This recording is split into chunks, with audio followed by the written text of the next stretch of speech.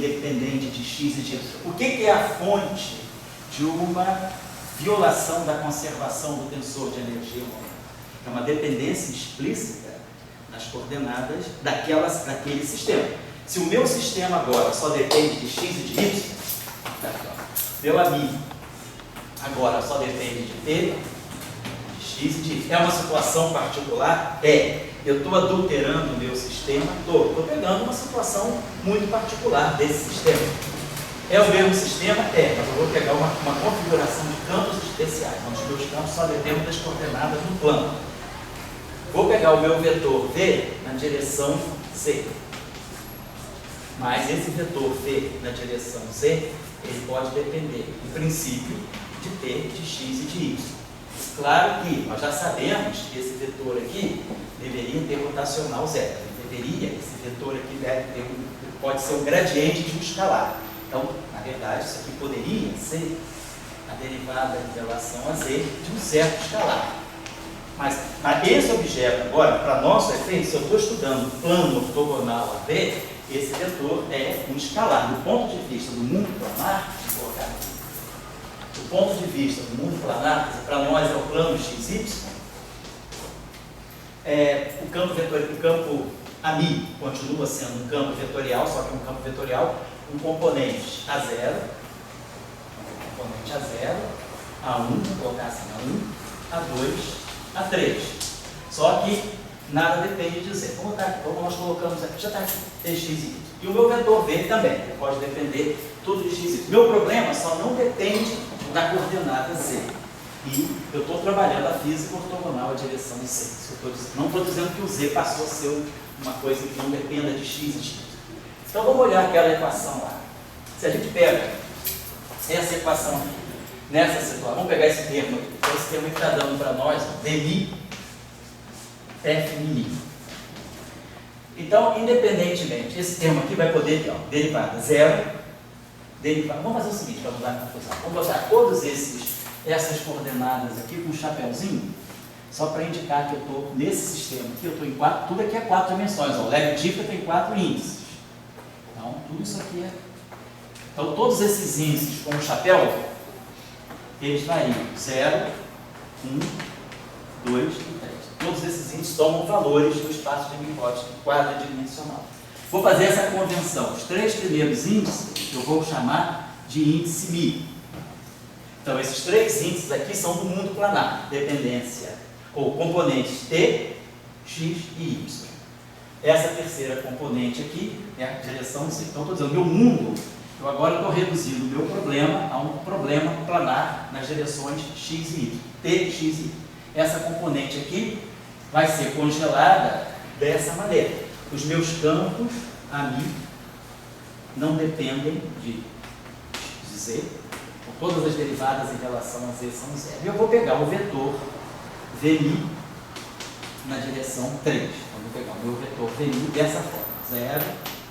É uma escolha que eu estou fazendo. Só para a gente ver como é que esse sistema fica sem eu perder a informação da variação. Então, se a gente agora variar esses índices aqui, ele vai ser zero, então esse aqui é chapéu. Então, esse índice aqui, ele vai poder pegar Mi, vai poder ter mais valor de 0, 1, 2, 0. Vamos poder botar, vai poder ser 0, vai ter derivado em relação ao tempo, vai ter derivado em relação ao X, vai ter derivado em relação a Y, só não vai ter derivado em relação a Z. Então, esse índice Mi, chapéu, com aquela nossa hipótese, ele não depende da coordenada Z. Então, isso aqui vai ficar Dmi, do Fmi. Agora, aqui, esse índice aqui pode sobrar. Em princípio, eu poderia ter esse objeto aqui, Fmi3. Claro, eu vou ter um Fmi, onde esse Mi aqui vai ser 0, 1 e 2. Então, eu vou ter esse Fmi chapéu, só para fazendo a redução dimensional. Então, aqui, quem reduziu a 0, 1 e 2 foi o fato da derivada, que eu estou partindo do pressuposto que eu estou estudando uma situação onde não há dependência na coordenada Z. Mas nada me restringiu esse índice ainda. Então, esse índice aqui, então esse meu Fmi chapéu, que eu quero colocar, meu Fmi chapéu, ele pode conter 2 tipos de de componentes. Ele pode ter F mini, todo mundo agora entre 0 e 2, e pode ter um F de 3. Quem é isso aqui? Isso aqui é dmi ani menos dmi ani. Então, tudo isso aqui está confinado a 0, t, x e y. Então, isso aqui é o campo eletromagnético do plano, t, x e y. Eu vou ter componente ddt de AX menos ddx do A0. Então, vai dar o campo elétrico na direção x. Pego o 0, 2, vai dar o campo elétrico na direção y. Pego 1, 2, só tem campo magnético, só tem essa possibilidade. Espacial só pode ser 1 e 2, não tem outra chance. Então, vai dar dx do AY menos dy do AX, vai dar o campo magnético. Então, aqui estão os campos elétricos e magnéticos das 3 dimensões. Desculpa, das 3 dimensões que eu digo é 1 mais 2, né? Nosso problema começou em 1 mais 3. Nós estamos fazendo uma redução dimensional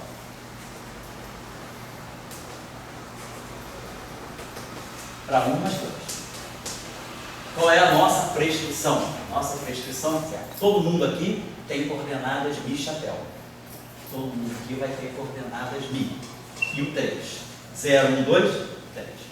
Então, meus campos aqui, o que é um campo aqui, ele vai ter coordenadas, componentes a mi, a t, a x, a y. A componente AZ dele vai estar aqui, vai ter uma componente 3.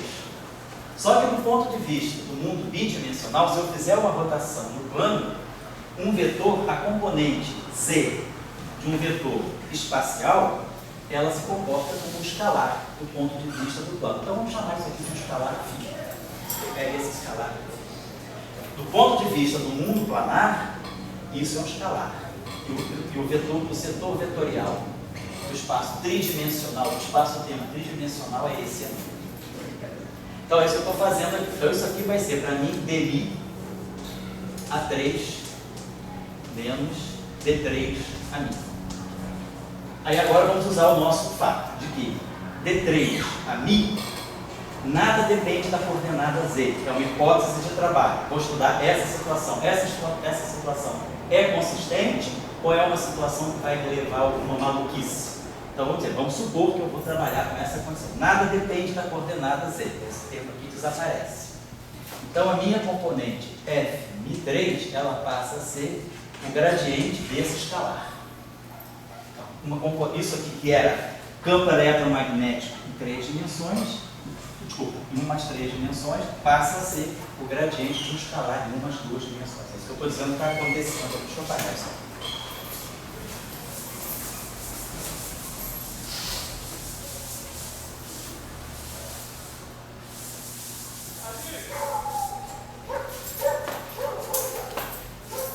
Então vamos lá, se a gente botar agora. Então, deixa eu voltar para aqui. Então, só para colocar aqui, para a gente não se perder. Então, o nosso F, mi, ni, tudo isso aqui em 4 dimensões, ele congrega 2 configurações de campo. F, mi, ni, que são os campos em 3D, quer dizer, o setor eletromagnético em 1 mais 2D. Vamos fazer a mesma associação. Vamos dizer que o meu F, 0i, vai ser o meu campo elétrico bidimensional, quer dizer, o campo elétrico de 2 componentes, é x e y, e a componente J, vamos associar como se fosse Y e J, desse campo magnético bidimensional. Como é que a gente faz essa associação? Então, isso aí é o que eu vou ver. Agora, sobrou uma componente. Sobrou a chance de uma componente estar no mundo bidimensional e a outra componente ser a componente 3. É a mesma coisa que menos F3. E eu estou declarando que isso aqui, para mim, no meu mundo bidimensional, isso aqui vai se comportar como gradiente de um escalar. Isso que nós estamos colocando aqui. Então, esse termo aqui, que é o termo de Maxwell, ele está dando para nós isso aqui. Então, a gente tem, em 4 dimensões, nós temos isso. Então, isso aqui, varrendo todos os índices, esse índice aqui pode estar confinado ao mundo planar. Então, isso aqui vai ficar mi chapéu. Mas depois a outra possibilidade, D3 F3 Mi chapéu. Não mexi no índice Mi, não. Estou só somando sobre o índice Mi, sobre as configurações do índice Mi. Então aqui eu estou em umas duas dimensões e aqui. Agora, vamos usar aquele fato. Nada, nenhum campo depende da coordenada Z, hipótese de trabalho. Então esse termo aqui é zero por hipótese de trabalho. Então esse termo aqui se decompôs em dois. Esse termo aqui, então, agora o índice Mi chapéu é livre, eu não estou somando sobre ele, então eu tenho que fazer escolhas. Mi chapéu igual a Ni, significa que ele pode ser 0, 1 e 2, estou no plano. Então esse termo aqui vai se reduzir a Dmi F Ni, que é justamente o termo de Maxwell no mundo planar. 0, 1, 2. E vamos tomar Mi chapéu igual a 3. Mi chapéu igual a 3, eu tenho Dmi do Dmi do Φ. Então isso aqui está me dando um campo tipo Klein-Gordon, está no mediano.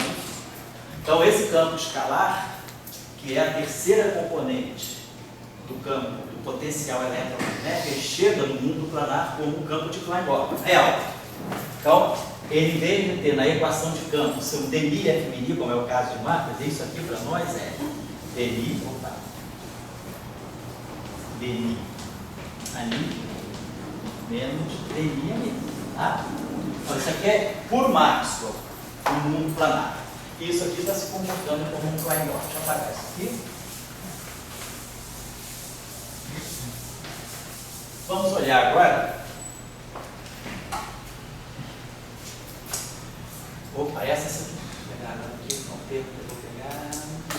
Esse termo aqui que era o meio, né? Então era isso aqui, TI. Então depois a gente volta para cá. Vamos pegar o nosso termo que era o meio do epsilon, Mi. Tá lá, né? Ni alfa, Mi alfa, beta, gama, Ni alfa, F beta gama. Então isso tudo aqui está no mundo quadridimensional. Lembrando então, por construção, o meu vetor V, estou estudando a física ortogonal a V. Então eu fui para uma situação em que eu estou num plano ortogonal a V. Então digamos que esse V tem a direção Z, só para fixar os eixos. Então isso aqui vai ficar o meio. Então meu Ni chapéu só pode ser 3. Então isso aqui é 3. Então isso aqui vai ser alfa, isso aqui vai ser beta, isso aqui vai ser gama. Então isso aqui vai ser o meu V3. Né? Isso aqui vai ser o meu alfa, continua isso aqui. Isso aqui continua em 4 dimensões. Mas agora é claro, no momento que esse termo aqui virou 3, esses índices têm que ser todos diferentes. Então esses 3 índices aqui só podem correr no mundo 0, 1, 2. Esse aqui só pode ser 0, 1, 2, 0, 1, 2, 0, 1, 2. Então como esse aqui ficou fixado 3, eu posso tirar o chapéu agora e dizer todos esses índices aqui estão correndo no mundo planar. Então alfa, beta e gama podem ser 0, 1 e 2. Então, o fato de eu pegar a direção plano ortogonal a V me colocou numa situação em que eu tenho uma situação, tenho esse termo planar. Então vou dar aqui um meio. Claro. Oi? Você está analisando aí o tempo lagrangiano, mas você pegou a questão do movimento. Isso, estou olhando o tempo lagrangiano. Agora vamos olhar para ele bastante. Só queria mostrar isso para vocês, mas no lagrangiano. Então no lagrangiano isso aqui ficou 3, né? Quer dizer, isso aqui para nós então é o epsilon tridimensional, alfa, beta, gama. Esse V3 aqui virou um escalar. Esse cara aqui virou uma alfa. Isso aqui foi F beta. Então isso aqui, se olhar o lagrangiano, olhando, o que significa aquele termo? É a variação em relação ao campo. Ou agora, esse cara aqui, vamos dizer, esse campo φ para nós, a dinâmica dele veio do termo de Maxwell. Então ele é um campo legítimo, ele não é que nem um V. Ah, perdão, esse V3 aqui não, esse aqui é o V3. O nosso campo φ, eu só quero marcar a diferença. O nosso V é um fundo. O nosso campo V eu não tenho uma dinâmica para ele, ele é dado. O φ não. O φ ele é um escalar que adquire a sua dinâmica, porque na verdade ele adquire a sua. Ele aparece no mundo 1 mais 2 como um escalar que tem uma equação, uma equação derivada segunda, tipo Klein-Gordon, porque essa dinâmica aqui é herança que ele recebe do mundo tridimensional. Ele recebe daqui, do mundo 1 mais 3, né? Vamos olhar agora esse mesmo termo, daquele ponto de vista. Então, esse termo aqui, para nós, é basicamente esse vetor. Deixa eu apagar isso aqui. Vamos voltar agora aqui no meio. Tá? Cheguei, só tirar esse termo aqui, né? Só apagar aqui. Então a gente tem esse índice livre, o índice livre é o I. E agora a gente tem B alfa. Então, de novo, esses índices aqui, esse cara aqui, de qualquer maneira, o beta e o gama, quer dizer, isso aqui pode ser B beta, vamos pensar assim, esse índice aqui é livre. Então vamos primeiro escrever a equação como a gente fez aqui. Vamos pegar o índice Mi, essa equação, esse pedaço aqui, ó, é esse pedaço aqui, para Ni 1, 2, 0, 1, 2. Pegar, então, completar essa equação aqui, pegar Ni chapéu no setor planar, 0, 1, 2. Então vamos ter esse termo, o meio do Ni. Então, esses termos aqui vamos deixar ainda a alfa, beta, gama, e alfa, F, beta, gama. Então, se esse índice aqui é 0, 1, 2, então esses índices aqui, algum deles vai ter que ser 3. Então, esse termo aqui, quando Vai esse... ter que ser o alfa, né? Oi? Vai ter que ser o alfa. E vai ter que ser o alfa, porque se esse cara aqui pegar índice 0, 1 e 2, isso vai dar sempre 0. Então o alfa, o chapéu, ele já fixa igual a 3. Então, vamos lá, deixa eu apagar isso aqui. Isso para mim é igual a 1. Então esse cara aqui já fixa igual a 3. Beleza. Então agora, se esse cara aqui é 3, esses dois aqui só vão poder ser índice 0 e 2. Então é um beta gama sem chapéu, é muito planar. Então esse cara aqui sobrou para esse aqui, beta gama. Então esse termo aqui deu para nós, é o meio, tá? Tanto faz aqui. Eu vou trocar essa ordemzinha aqui para deixar esse. Vou botar esse 3 aqui para trás. Epsilon, Mi, beta, gama. Vou botar o 3 aqui, só por causa da questão da nossa conversão do sinal mais e menos. Esse V3 e aqui F, beta, gama. Então, esse cara aqui, se esse cara aqui é 3, esse aqui vai ser 0, 1, 2, ou as permutações do 0, 1, 2. Então, 0, 1, 2, 3 vale mais 1. Então, nós mantemos essa convenção da métrica em 3 funções, tá? O epsilon, alfa, beta, gama, ele vai ser mais 1 quando ele for 0 e 2. Vamos tomar essa convenção. E aí, é claro, quando eu descer os dois índices, né, os 3 índices, aqui continua sendo mais 1. Porque eu estou descendo 2 índices espaciais. Deixa eu apagar isso aqui. Então, a nossa métrica aqui. Então, esse termo aqui vai fazer para nós o papel, que é o termo meio, do epsilon, Ni, beta, gama, V3, isso aqui virou para mim um escalar. Eu não vou ficar usando, não vou usar φ, claro, vou chamar esse escalar aqui de um escalar, vamos chamar Mi. Chama de Mi que pode depender, mas é só para dizer que é um escalar agora. E aqui então ficou o termo F, beta, gama. Então, quando Ni, então essa equação aqui está sendo corrigida assim, esse termo aqui.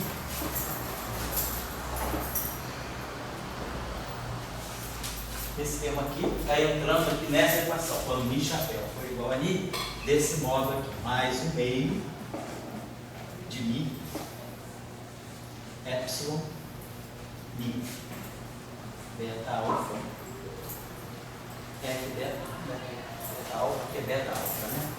Aqui eu tinha ficado errado aqui, né?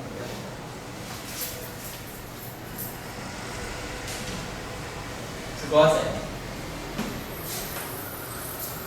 Se quiser, a gente pode, isso aqui na verdade, ó, um meio de Mi, um meio de epsilon, Ni, beta gama, F beta gama é o dual do F beta gama em uma das duas dimensões. Só que o dual de um objeto com dois índices é um objeto com um índice. Então eu vou chamar o meio desse epsilon, desse F de um F de Mi.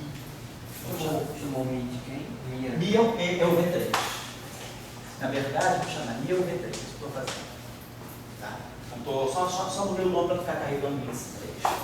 Então isso aqui ficou, o meio saiu, então isso aqui ficou mais Mi, F de Mi igual a 0.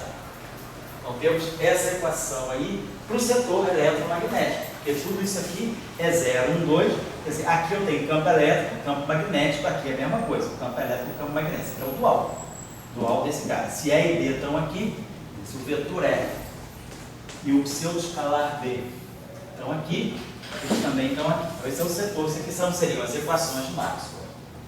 Esse aqui é o Maxwell planar.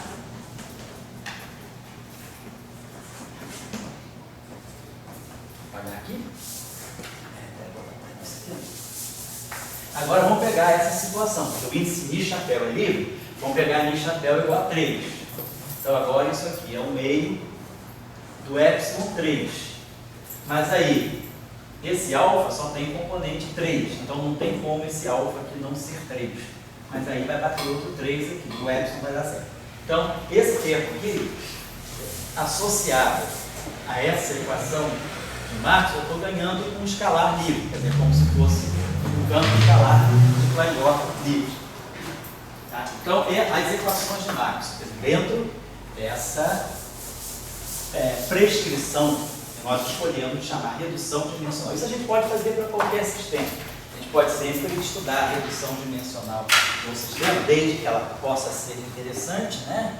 Para a gente pegar um sistema que tenha mais dimensões e ver como é que esse sistema se reduz, né, em um espaço com menos dimensões que o espaço original. Se a gente pegar o próprio campo eletromagnético e fizer uma redução mecânica, a gente vai ganhar um oscilador harmônico. A gente pegar o erro de Marx, né? A gente pegar, por exemplo, Lagrangiano de Marx. Então, Lagrangiano de Marx, já viu aí, o meio de A2 menos C2G2. Então, Lagrangiano de Marx. Se nós pegarmos todos os campos que estão aqui, campo elétrico, menos gradiente de φ, menos dA dt. O campo magnético, rotacional de A. Nós vamos fazer a seguinte suposição. Vamos estudar uma situação em que o campo eletromagnético só dependa do tempo. Não tenha, que seja uniformemente espacial, eu só tenho dependência temporal nesse sistema. Então, se eu só tenho dependência temporal, isso aqui é zero, isso aqui é zero. É uma situação legítima. O que vai dar para a gente? Então, o campo elétrico, o campo magnético se anula. Então, nessa situação, não tem campo magnético. Meu lagrangiano vai ficar sendo o meio de A ponto ao quadrado. Então, nada depende de tx. Então, o que eu tenho aqui é o meio de AX ponto ao quadrado, mais o meio de AY ponto ao quadrado, mais o meio de AZ ponto ao quadrado. Então, esse lagrangiano está se reduzindo como se fosse o lagrangiano de uma partícula livre, tridimensional. É um caso simples, né? Então, é uma situação, quer dizer, então, o próprio campo eletromagnético, o próprio lagrangiano de Maxwell, numa situação em que é o que a gente chama de redução mecânica, a gente apaga todas as componentes espaciais, o meu problema se torna unidimensional, ele só depende do tempo.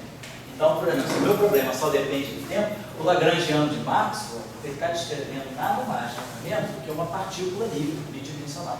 Se eu tiver um termo de prova, mais o meio de N2A2, esse termo aqui vai ser esse termo aqui mais esse termo aqui, mais o meio de N2AX ao quadrado, mais AY ao quadrado, mais AZ ao quadrado. Vamos chamar esse termo aqui de psi.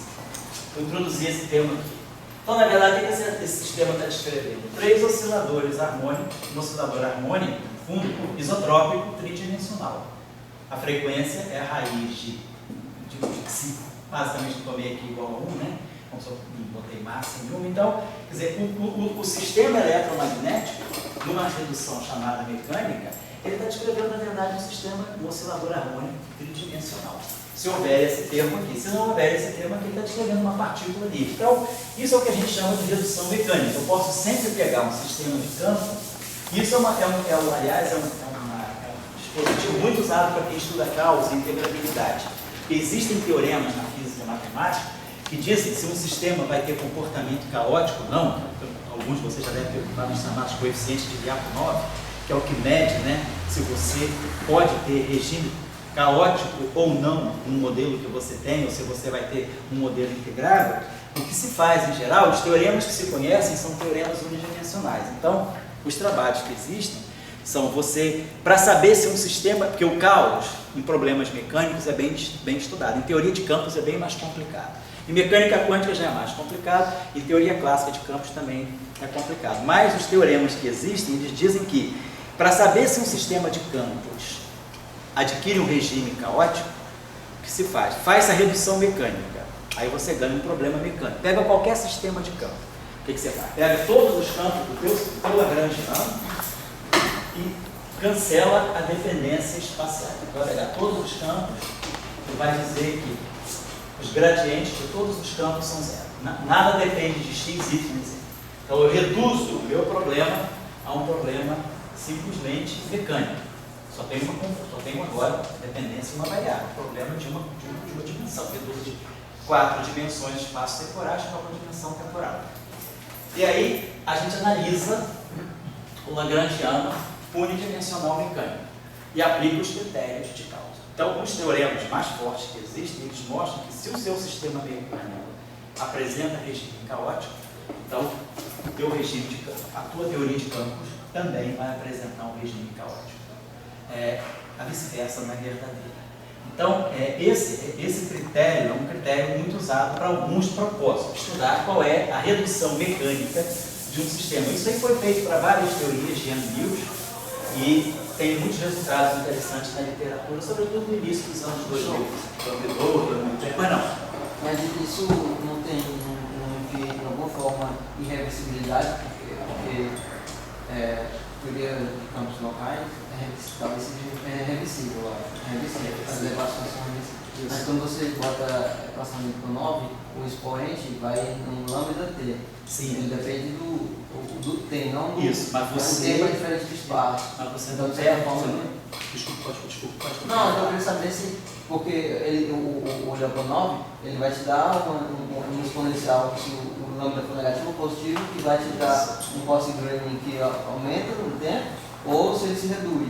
Então, de certa forma, isso cria uma irreversibilidade do sistema. Não, mas você não faz nenhuma redefinição não local de campo. Você faz isso na coordenada T do teu sistema, mas você não atua, você não faz nenhuma. Essa transformação não leva a uma não localidade do espaço de campo. Se você ganhasse alguma coisa e fosse depender, por exemplo, de derivadas temporais ao quadrado, do denominador, coisa do tipo, você perderia a localidade, aí você não teria o que fazer. Para sistemas não locais, essa redução não funciona. Funciona para teorias de campos locais, que vão te dar sistemas mecânicos também locais. Tá? Não, localidade não, reversibilidade. Mas a localidade, se você quebrar a localidade, você perde a reversibilidade. Então, isso só funciona para teorias de campos locais. Tá? Tanto para estudar integrabilidade como campos. Então, então nós estamos dizendo que é natural a gente, às vezes, estudar um sistema. Um sistema pode depender de muitas coordenadas. Então, é interessante a gente, em alguns casos, estudar o que as reduções desse sistema dão. Por exemplo, nesse caso especial, a gente fez essa redução, a gente ganhou algo interessante. A gente ganhou de 4 dimensões, quer dizer, o meu maxwell em 4D, ele se reduziu com essas prescrições que nós adotamos, né? Vmi igual a 0, 0, 0, mi. E a derivada em relação a 3 de qualquer campo sendo 0. E, claro, a componente A3 de qualquer campo, ela funciona como um escalar. Se a gente adotar essa situação particular do meu sistema quadridimensional, o que eu ganho é esse sistema que eu ganho um campo vetorial de gauge, CBT de gauge aqui se mantém perfeita, e um escalar. E as equações desse sistema são essa equação aqui, F mini mais mi F de igual a 0 e cada vertiante de φ igual a 0. Na verdade, deixa eu apagar isso aqui, só.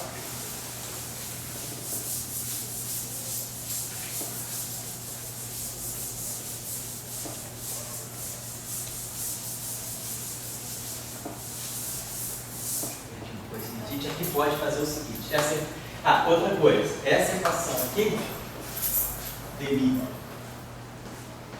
F de aqui, chapéu mínimo. Então isso aqui é o dual. Essa equação aqui igual a 0. Então, o que é o dual para nós? O dual para nós, esquece o meio que está igual a 0, né? Isso aqui para nós vai ser epsilon, mi, kappa, lambda, d, mi, F, kappa lambda. Isso aqui é F tio mi, kappa lambda, F kappa lambda. Então, esse D pequenininho vai estar aqui no chapéu, kappa lambda. certo? Então só substituir esse logo pelo campo original. Como essa equação aqui é igual a zero, então bota esse i aqui para frente. Só fazer isso aqui. Então essa é a equação dual, as equações, vamos dizer, de Maxwell homogêneas em umas 3 dimensões, né? As equações que dão o setor de como é que é? Faradayeense e Gauss magnetismo. Então agora, de novo, vamos pegar o Mi, chapéu, igual a Mi, 0, 1, 2. Então aqui a gente vai ter Mi.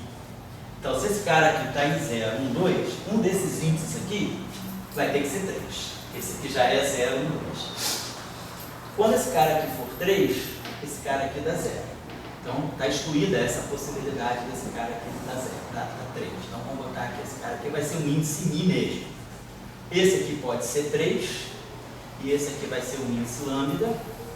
Aí a gente vai ter aqui Fi 3 lambda mais. Desculpa, gente, eu perdi a hora. Cara, agora eu estou fazendo teste aí, perdão, eu tenho falado aí, desculpa aí. Deixa eu apagar isso aqui.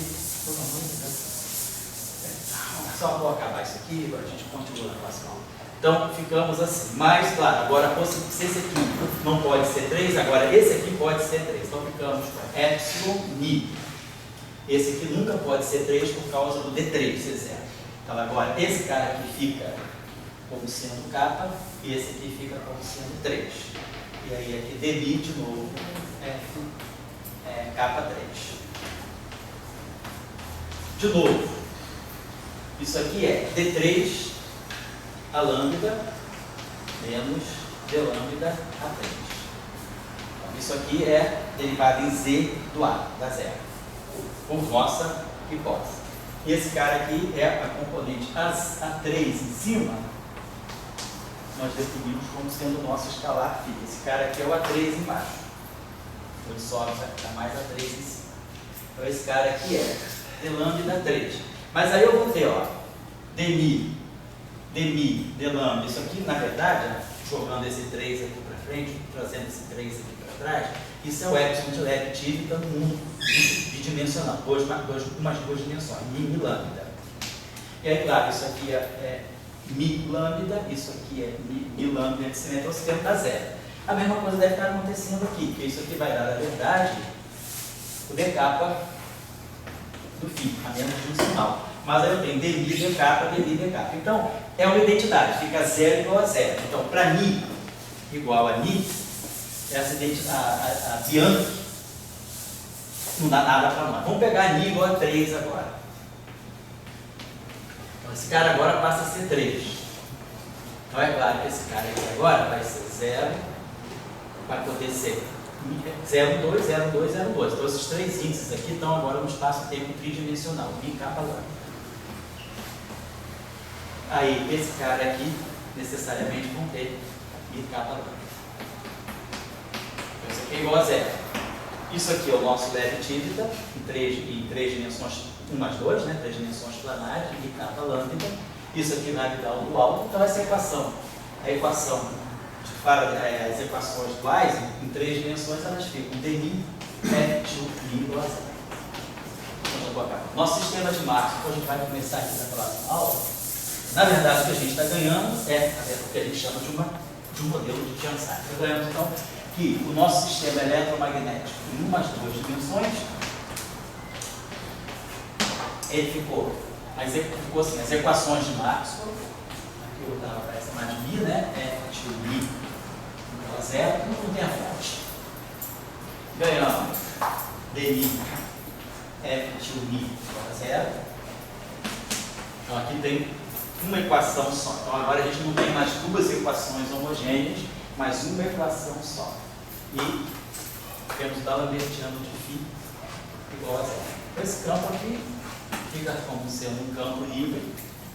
De repente ele tem uma fonte, vai depender se a gente colocar uma corrente externa. Só lembrar para vocês então que essa equação aqui ela vai ser dd0 do F0 mais di do F2i. Então isso aqui na verdade é PDT de B, do campo magnético B, mais divergência do campo elétrico. Vai ter algo desse tipo, divergência. um epsilon aqui dentro. Rotacional. Só para lembrar vocês das aulas lá do início do curso, que o rotacional em duas dimensões planares é um pseudo-escalar. Então, isso aqui é um pseudo-escalar, isso aqui é um pseudo-escalar, a equação qualquer. O rotacional de um vetor no plano não é um vetor, é um pseudo-escalar. Isso aqui é dx é y menos dx. Então, essa equação, quer dizer, fica na nossa equação de Faraday-Lenz da eletrodinâmica planar. Mas as coisas interessantes estão aqui. Isso aqui que vai ser interessante para nós. A gente pode, se quiser, escrever essa equação aqui em termos do dual. Eu vou mostrar na próxima aula, não estou mostrando agora, na próxima aula a gente vai mostrar que essa equação aqui está mostrando para nós que D'Alembertiano mais μ ao quadrado atuando em f til μ é igual a zero. Então, esse cara aqui pode depender de x e y, mas se esse cara aqui for uma constante, nós temos então um campo eletromagnético agora massivo. Então, esse que é o chamado modelo, vamos mostrar isso depois na próxima aula. Esse que é o chamado modelo de Chern-Simons, que é o que está aqui, que na verdade, eu não falei hoje, mas aquele termo que nós estudamos topológico, quebra da simetria de Lorentz, é na verdade um termo de Chern-Polytriangulum em 4 dimensões. A gente vai ver que isso aqui repercute para qualquer dimensão. Qualquer dimensão par, eu posso sempre ganhar a dimensão ímpar de baixo um termo tipo Chern-Simons. Vai ser interessante para nós, não vai ser hoje, na próxima aula a gente vai estudar o termo em 5 dimensões, porque isso aí dá a física do supercondutor topológico. Então, o que é Chern-Polytriangulum em 6 dimensões é o Chern-Simons em 5. O que é Chern-Polytriangulum em 4 dá o Chern-Simons em 3. Então, vamos ver que todas as dimensões pares, elas têm esses termos de Chern-Polytriangulum, termos eletromagnéticos. E todas as dimensões ímpares, elas vão ganhar os termos de Chern-Simons a partir da dimensão par superior. O que a gente vai ver na próxima aula é que, se eu tiver numa dimensão 2D, o que eu tenho aqui é essa chamada forma de Chern-Polytriangulum, que é uma forma construída em termos de campo eletromagnético. E aí, na dimensão ímpar inferior, 2D menos 1, o que nós ganhamos é uma eletrodinâmica de Chern-Simons, que sempre está associada a fenômeno de supercondutividade em 3 dimensões, são as cerâmicas supercondutores, em 5 dimensões, 6 para 5, se eu fizer D igual a 2, é o problema de hoje. Chern-Polytriangulum em 4, Chern-Simons em 3. Se eu fizer D igual a 3, é Chern-Polytriangulum em 6, que eu não fiz hoje, e Chern-Simons em 3 em 5 dimensões. O modelo de CFJ que a gente está trabalhando é igual ao Chern-Polytriangulum em 4. Isso, a menos daquele vetor real. Quer dizer, o que caracteriza o termo de Chern-Polytriangulum é sempre o seguinte: imagina que você tem uma dimensão par. Então, tem uma dimensão 2D. Então, você vai ter sempre tensores de leve tipo daquela dimensão, μ1, μ2, até μ2D menos 1, μ2. Você tem 2D índices, você está em 2D dimensões pares. Então, você tem 2D índices do teu leve tipo. Então, você vai poder sempre formar algo desse tipo aqui. F μ1, μ2, F μ2D menos 1, μ2D. O que nós fizemos hoje em 4 dimensões foi isso, é como se a gente tivesse epsilon, μ, I, kappa, lambda. A gente tem esse F, μ, esse F, kappa, lambda. Na situação, esse cara aqui, então, me reduz ao Chern-Simons. Isso, na verdade, aqui é um F efetivo. Posso escrever isso aqui dessa forma, F efetivo. Então, o Chern-Polytriangulum é sempre um termo que te gera um Chern-Simons na dimensão inferior. O que nós, isso aqui, nós estamos formando quando pegamos aquele nosso termo de 4 dimensões com aquele vetor V, a gente conseguiu gerar esse Chern-Simons, porque na verdade o que eu tinha aí é alguma coisa, se aquele meu escalar, ou se aquele meu VMI, como a gente viu, pela invariância de Gauge, for um escalar, então esse termo aqui, deixa eu colocar, o nosso termo que nós tínhamos hoje era esse aqui, ó. Em termos de Lagrangiano, μ, I, kappa, lambda, VMI, ali, F, kappa, lambda. A simetria de Gauge, para não quebrar a simetria de Gauge, eu pedi que esse campo tivesse rotacional nulo. Se esse campo, além de ter rotacional nulo, uma solução a ele ser gradiente de alguém, eu posso então fazer integrações por partes. Essa derivada pode se mover para cá e essa derivada pode se mover para cá. Quando ela se mover para cá, eu caio na identidade Bianchi, dá zero. Então o único jeito é jogar essa derivada para cá. Então esse termo deu para nós, ó, f. Então esse termo para nós é um termo de Arco-Triago se a gente tiver conservação da carga e um vetor que seja o gradiente do escalar. E aí em 3 dimensões ele se repercute como termo de Chern-Simons.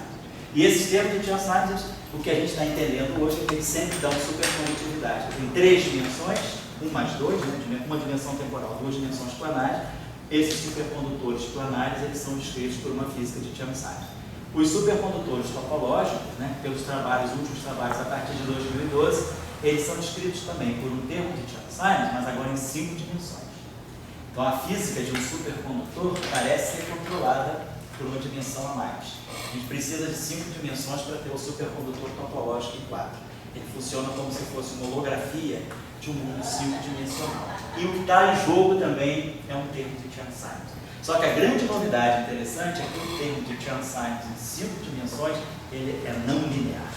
Então nós não conseguimos ter uma eletrodinâmica linear se a gente quiser produzir Chern-Simons a partir de 5 dimensões. Vamos discutir essas coisas porque isso aí está muito em moda dentro da matéria condensada. A presença desse termo massivo aí, então, justifica o fato de que ele aparece em sensor de energia de momento? É isso? Isso, por exemplo, se nessa situação, sim. E aí ele é uma massa. Pode entrar. Vamos discutir essa questão. Então, pessoal, desculpa aí que eu realmente perdi noção da hora hoje. E uma coisinha só.